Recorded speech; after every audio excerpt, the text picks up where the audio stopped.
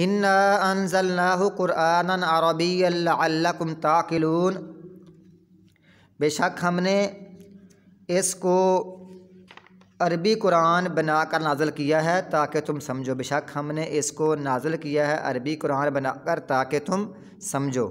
नहनु नक़ुस्सु अलैका अहसनल क़सस बिमा औहैना इलैका हाज़ल क़ुरआन। नहनु का माना हम, नक़ुस्सु का माना हम बता रहे हैं, अलैका तुझ पर या तुझको या आपको बता रहे हैं, अहसनल क़सस सबसे अच्छा बयान। हम आपको सबसे अच्छा बयान बता रहे हैं या पढ़ कर सुना रहे हैं, सुनाते हैं। हम आपको सबसे अच्छा बयान सुनाते हैं। बिमा इस वास्ते, इसलिए, औहैना कि जो हमने उतारा, हमने वही की है, इलैका आपकी तरफ, हाज़ल कुरान ये कुरान, हमने आपकी तरफ ये कुरान वही किया है। हम आपको ये पढ़ कर सबसे अच्छा बयान सुना रहे हैं। व इन कुंता, और बेशक आप, मिन क़ब्ल ही इससे पहले, लमिनल गाफिलिन अलबत्ता या यकीनन बेखबरों में से थे। अल्लाह ताला कभी अपने आप को हम कहता है, हम, तो इसका माना ये होता है कि अल्लाह ताला ने अपनी हैसियत ज़ाहिर करनी है कि मेरे पास इतनी ताकत और क़ुव्वत है, बतौर अल्लाह ताला हम इस्तेमाल करता है।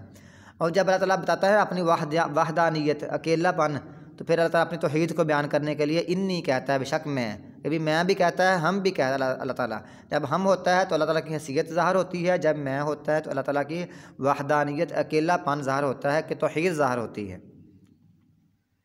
और आप इससे पहले गाफिलों में से थे, यानी आपको पता नहीं था, गोया कि आप गैब नहीं जानते। अल्लाह ताला जितनी आपको वही कर दे उतनी बातें अल्लाह के नबी जानते हैं, उसके अलावा हर चीज़ नहीं जानते, हर चीज़ अल्लाह ताला ही जानता है। अल्लाह फरमाता है, कुल ला यालमु मन फिस समावाति वल अर्दिल गैबा इल्लल्लाह, कह दो अल्लाह ताला कोई भी आसमान व ज़मीन में गैब नहीं जानता सिवाय अल्लाह ताला के।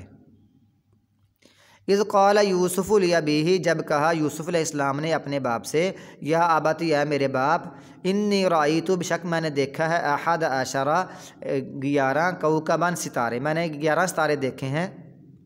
वश्शम्स वल क़मरा, और सूरज को देखा और चाँद को देखा। राईतुहुम, मैंने उनको देखा, ली साजिदीन, कि वो मुझे सजदा करने वाले हैं, कि वो मुझे सजदा करने वाले हैं।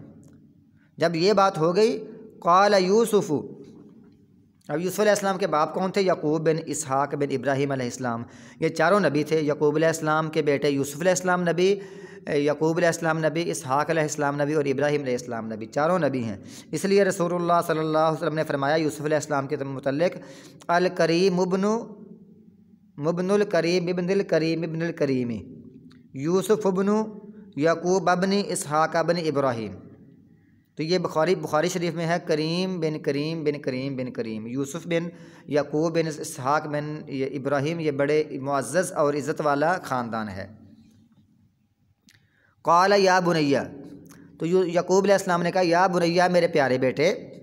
बुनैया ये प्यार से अल्फाज होते हैं, वैसे ना बिन का माना बेटा, तो बुनैया प्यारे बेटे या छोटे बेटे।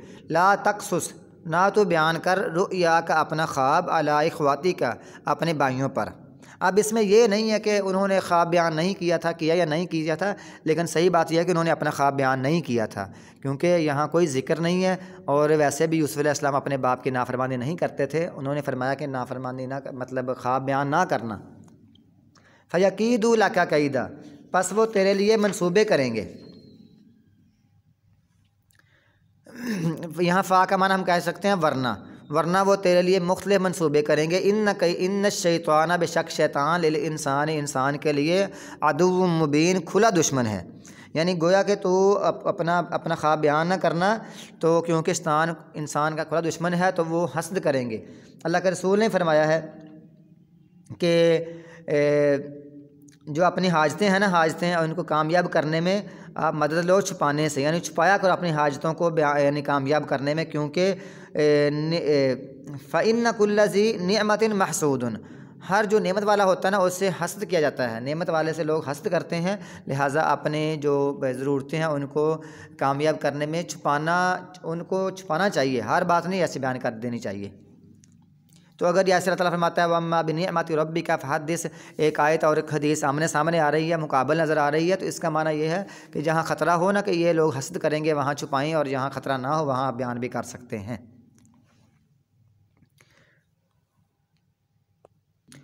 اب یہ خواب کے بارے میں تھوڑا سا یہ حدیث یاد کر لیں۔ اللہ کے رسول نے فرمایا ہے الرؤیا الحسنہ من اللہ، اچھا خواب اللہ کی طرف سے ہے۔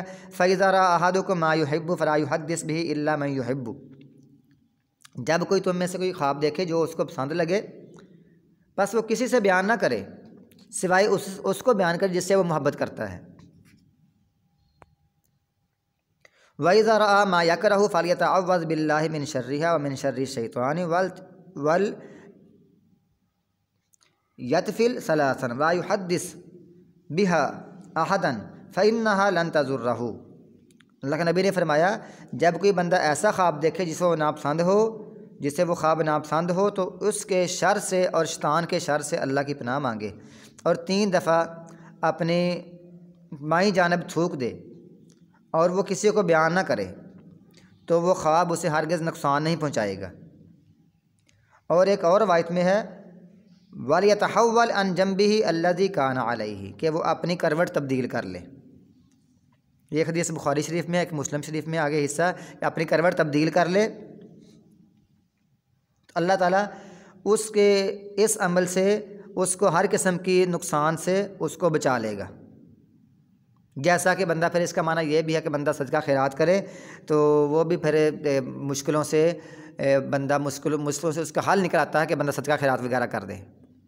وَكَذَلِكَ، اور اسی طرح یعنی جس طرح تجھ کو خواب دکھایا ہے اس طرح اللہ تعالیٰ آپ کو چن لے گا، اور اسی طرح یجتبی کا چن لے گا آپ کو آپ کا رب، وَيُعَلِّمُكَ، اور آپ کو سکھائے گا مِن تَأْوِيلِ الْأَحَادِيثِ، باتوں کی حقیقت۔